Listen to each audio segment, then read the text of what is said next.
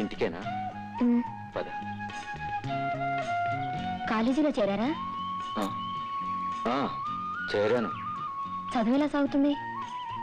దిక్కుమాలిన గత చరిత్రను మా బూజు పెట్టిన బుర్రలోకి ఎక్కించాలని ప్రయత్నం చేస్తున్న చదువులు సాగుతూనే ఉన్నాయి.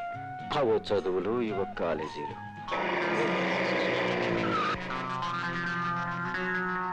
ఎవడో బాడీ గార్డు కూడా ఉన్నాడు రా. ఏడ్చారు, పదండి రా.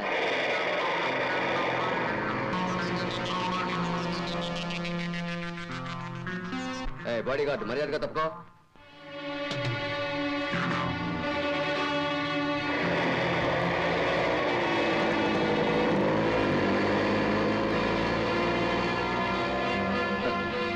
Irresponsible scoundrels. రండి.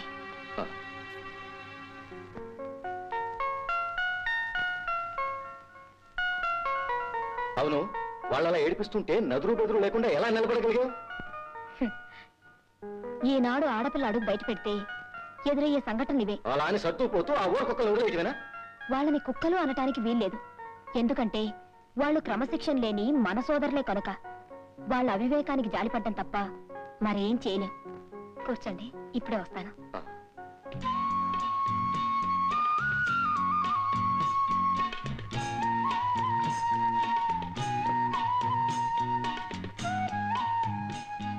ఇంట్లో ఎవరూ లేరేమిటా అని చూస్తున్నారా? కన్నవాళ్ళు ఏనాడో ఈ లోకాన్ని విడిచి వెళ్ళిపోయారు.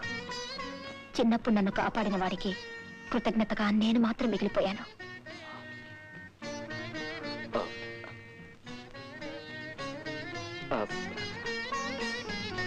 వస్తాను, నాకు పని ఉంది.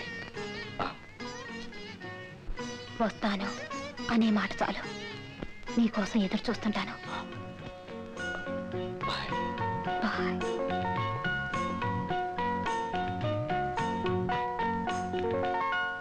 రే, అడుగురా, వస్తున్నాడు. రే, మొదలెట్టంటారా?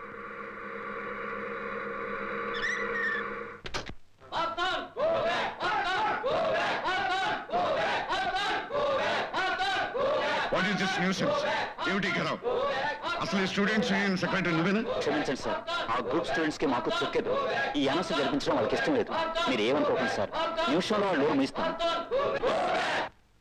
అందుకే సార్ చీఫ్ గెస్ట్ గా డైరెక్టర్ జనరల్ ఆఫ్ పోలీస్ ఆహ్వానించాం. వీళ్ళని అరెస్ట్ చేయించినా సరే ఈ ఫంక్షన్ జరిపిస్తాం సార్. మర్యాదగా దారి ఇవ్వండి. వీల్లేదు. ఈ ఫంక్షన్ పేరుతో డబ్బు వృధా కావడానికి మేము ఒప్పుకోం. ఈ విద్యా విధానం సరైనది కాదు. దీని తోడు ఈ ఖర్చంతా విద్యార్థులు ఎత్తుతున్న అక్రమం. అందులో ఉన్న అర్హత లేని మార్తాలను ప్రొసైడ్ చేయడమా?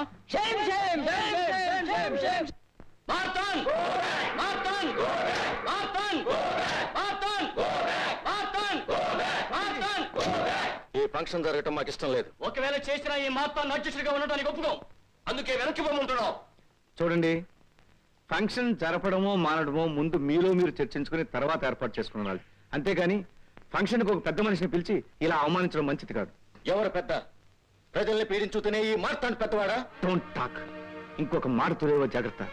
ఇదిగో మీ అందరికీ చెప్తున్నాను, ఫంక్షన్ ఏ గొడవ లేకుండా జరగనిచ్చారో సరే, లేదా 10 మందిలో ఒక పెద్ద మనిషిని అవమానించినందుకు మీ అందరినీ అరెస్ట్ చేయాల్సి ఉంటుంది. తప్పండి. థ్యాంక్ యూ మిస్టర్ విజయ్, నా పరువు నిలిపారు. Thank you. రండి సార్. రండి.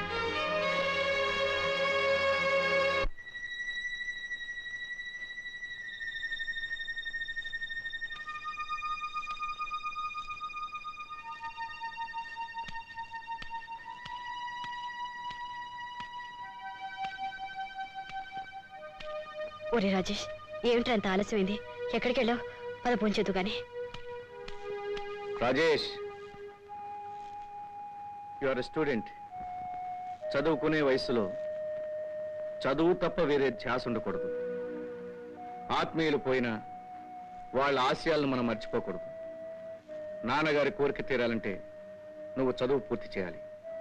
అందుకే నువ్వు వేసే ప్రతి అడుగు వెనుక మా అందరి జీవితాలు ముడిపడి ఉన్నాయని మర్చిపోకు. ఏమండి?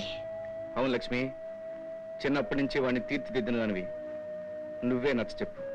అలాగే, వాడిని భోంచేయనివ్వండి. రారా భోంచేద్దు గాని.